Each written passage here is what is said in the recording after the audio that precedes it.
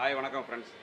இன்றைக்கி வந்து நம்ம பெட்ரோல் காரில் வர O2 சென்சார் அதை பற்றி நம்ம பேச போகிறோம். இந்த O2 சென்சார்ன்றது வந்து பெட்ரோல் காரில் பொறுத்த வரைக்கும் பெட்ரோல் காராக இருந்தாலும் டீசல் காராக இருந்தாலும் ரொம்ப முக்கியமானது தான். ஆனால் பெட்ரோல் காரில் வந்து இது ரொம்ப ரொம்ப முக்கியமானது இந்த O2 சென்சார்.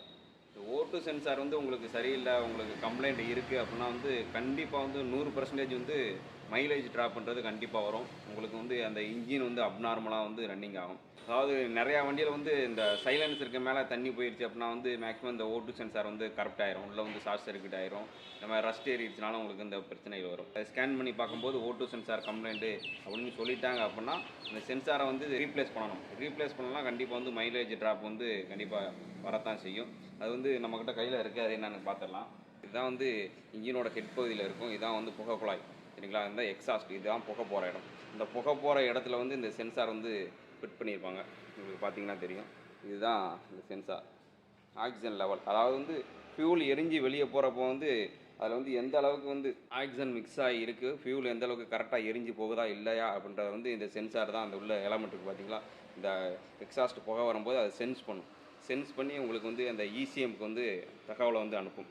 இதனால் உங்களுக்கு என்ன பெனிஃபிட் அப்படின்னா, ஃபியூல் வந்து கரெக்டாக எரிஞ்சு எந்த பெர்சன்டேஜில் வந்து வெளியே போகுது, ஃபியூல் எரியாமல் எப்படி போகுது அப்படின்றத வந்து ஜட்ஜ் பண்ணி உள்ளே வந்து சொல்லும். அதுக்கு ஏற்ற மாதிரி வந்து இன்ஜெக்டர்ஸ் வந்து கரெக்டான முறையில் வந்து ஃபியூல் வந்து சரியான டைமிங்க்கு வந்து உங்களுக்கு உள்ளே வந்து தெளிக்கும். இதுதான் இந்த சென்சாரோட முக்கியமான வேலை. உங்களுக்கு சரியாக இல்லை அப்படின்னா உள்ளே போகிற ஃபியூலோட டைமிங்கில் வந்து கொஞ்சம் மாறுதல் வந்து ஏற்படும். இதனால் உங்களுக்கு சரியான முறையில் வந்து ஃபியூல் வந்து எரியாது. இதனால தான் வந்து முக்கியமாக வந்து மைலேஜ் ட்ராப் ஆகுது.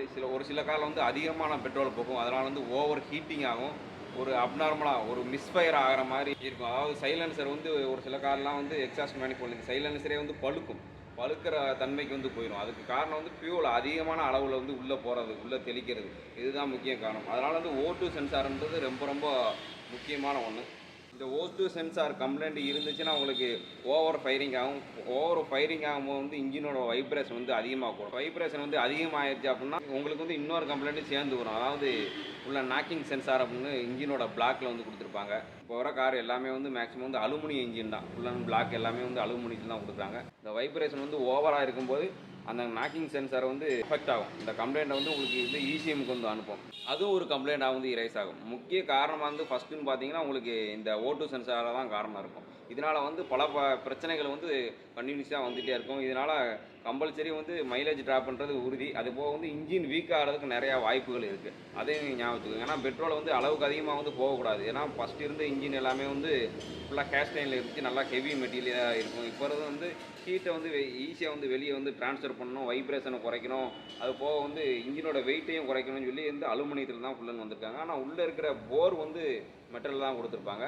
என்னதான் இருந்தாலும் இந்த அலுமினியம் வந்து கேஸ்டைன் இன்ஜினை கம்பேர் பண்ணுறப்போ இதோட ஸ்ட்ரென்த்து வந்து கொஞ்சம் கம்மியாக தான் இருக்கும். அதனால் ஓவராக வந்து உங்களுக்கு ஃபியூல் வந்து ஃபயர் ஆகி போகும்போது வைப்ரேஷன் வரும். அதனால் வந்து இன்ஜின் சைடில் வந்து பிரச்சனைகள் வர்றதுக்கு நிறையா வாய்ப்புகள் இருக்குது. இந்த ஃபியூல் வந்து ஓவராக தெரிக்கிறனால வந்து பிஸ்டன் ஓவராக ஹீட் ஆகும். ஹீட் ஆகிறதுனால உங்களுக்கு ரிங்ஸும் வேகமாக வந்து உட்காரும், அதாவது சுருங்கும் தன்மைக்கு வந்து போயிடும். அதனால் இன்ஜினோட கம்ப்ரஷனும் உங்களுக்கு சரியாக இருக்காது. ஃபியூலும் அதிகமாக போகிறதுனால உங்களுக்கு பின்னாடி வந்து ஸ்மோக்கு வர்றதுக்கு வாய்ப்புகள் வந்து நிறையா இருக்குது. அதனால் இந்த இன்ஜின் வார்னிங் லைட் இருந்துச்சு அப்படின்னா வந்து ஃபஸ்ட்டு ஸ்கேன் பண்ணி பார்க்குறது ரொம்ப ரொம்ப முக்கியமான ஒன்று. மறந்துடாதீங்க. நம்ம இதுக்கு முன்னாடி பேசினது எல்லாமே மெயின்டெனன்ஸ் வீடியோவாக இருக்கும். இப்போ வந்து ஒவ்வொரு பார்ட்டை பற்றி நம்ம வந்து எக்ஸ்பிளைன் பண்ணி தான் அடுத்தடுத்து சின்ன சின்ன வீடியோக்களாக போட போகிறோம். அதனால் இந்த வீடியோ வந்து உங்களுக்கு யூஸ்ஃபுல்லாக இருந்துச்சுன்னா லைக் பண்ணுங்கள். ஏதாவது டவுட் இருந்துச்சுன்னா கமெண்ட் பாக்ஸில் கமெண்ட் பண்ணுங்கள். ஃப்ரெண்ட்ஸ் எல்லாத்துக்கும் இந்த வீடியோ வந்து ஷேர் பண்ணுங்கள். அதே போல் நம்ம சேனல் இன்னும் சப்ஸ்கிரைப் பண்ணாதவங்க சப்ஸ்கிரைப் பண்ணிக்கோங்க. அடுத்தடுத்த வீடியோஸ் போகிறதுக்கு எனக்கு கொஞ்சம் மோட்டிவேஷனாக இருக்கும். அந்த பெல் நோட்டிஃபிகேஷனை ஆன் பண்ணிக்கோங்க. நான் போட எஃபெக்ட் வந்து உங்களுக்கு ஈஸியாக வந்து ரீச் ஆகும். அடுத்த ஒரு வீடியோவில் நல்ல தகவலோடு சந்திக்கலாம். ஓகே, பாய்.